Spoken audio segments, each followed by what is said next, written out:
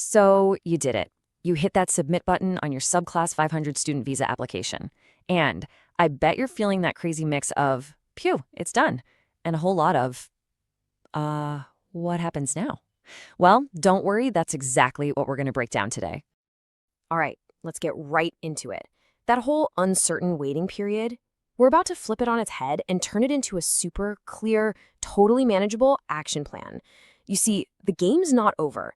In fact, a really crucial new phase has just kicked off. First things first, this is not the time to just sit back and wait.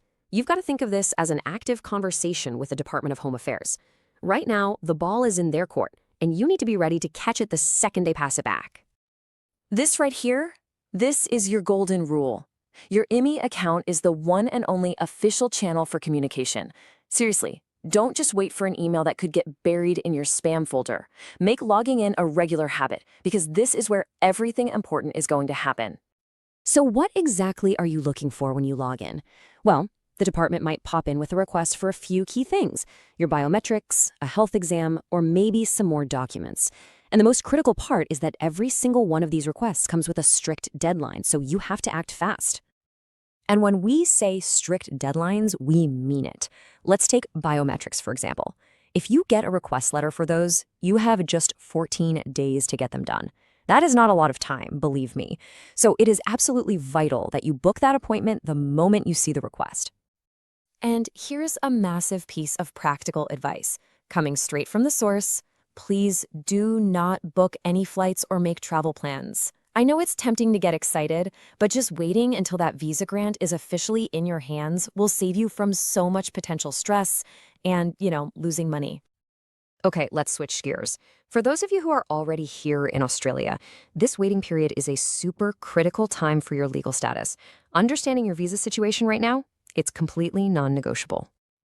Now, if you applied while you were onshore in Australia, you were most likely granted something called a Bridging Visa A, or BVA. This little visa is your legal lifeline.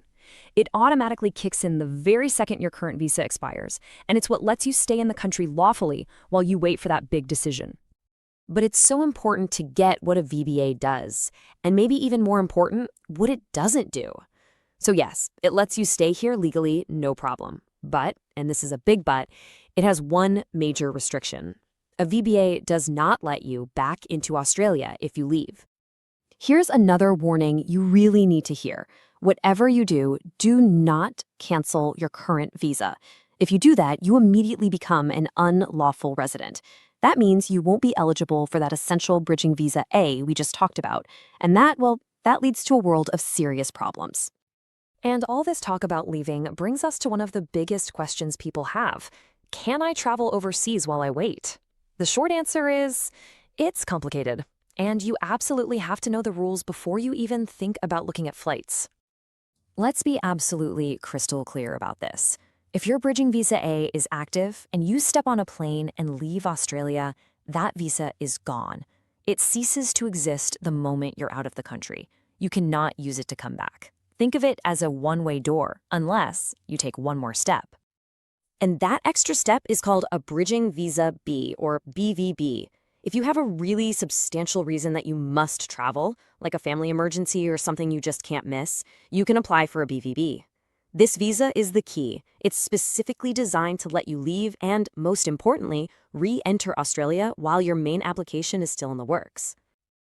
Your application isn't just set in stone after you hit submit. It's better to think of it as a living document right up until a decision is made. And that means you have both the power and, frankly, the responsibility to keep it 100% accurate. Did your heart just skip a beat reading that? Yeah, it happens. You're looking over your application for the 10th time, and suddenly you see it. A typo, a wrong date, an incorrect answer. Okay, first, don't panic. There's an official way to fix this. You actually got two really clear ways to correct an error. The easiest is right there in your ImmiAccount. You just find Update Details and then click on Notification of Incorrect Answers. The other option is to fill out and upload a specific document, Form 1023.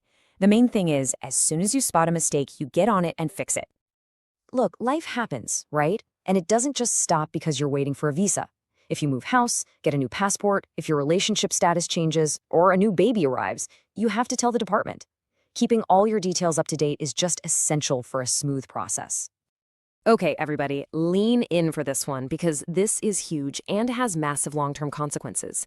You must declare all of your family members on your application. I'm talking about everyone, even if they have absolutely no plans to join you in Australia right now.